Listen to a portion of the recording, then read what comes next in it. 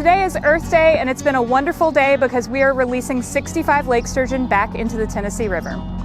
These are fish that are just over 1 year old. We've had them at the Conservation Institute for that time.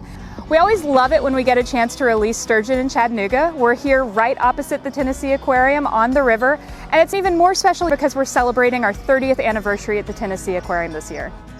Today we had students from Calvin Donaldson Elementary School join us, and it was a really important chance to talk to these students who may not know how far the U.S. has come in our water protection. So just 50 years ago, our rivers were not as clean as they are now. But thanks to really important environmental legislation like the Clean Water Act, the National Environmental Protection Act, and many others, we've been able to restore the Tennessee River, and the water is healthy enough to support a population of lake sturgeon again.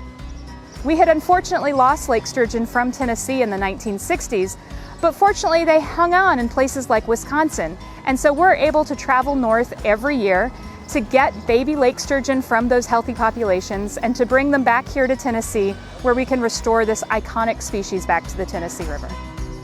There's a lot of students out there who really care about the environment, who really want to do something to protect it, but they may have been taught that that's something that happens in coral reefs or in rainforests far away.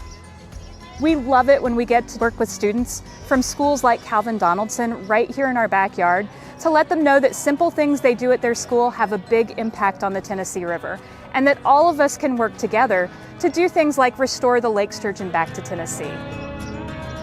Lake sturgeon are a lot like humans. They have a very long lifespan and they don't reach sexual maturity until they are in their teens or sometimes even 20s. And so even though we've been doing these releases for more than 20 years, we know that we're just now getting to the point where our oldest fish are going to be reaching spawning age. These are always long-term investments that we're making to protect our environment. But when we all work together and dedicate to something like the Lake Sturgeon program, we are able to restore a really incredible fish to the river.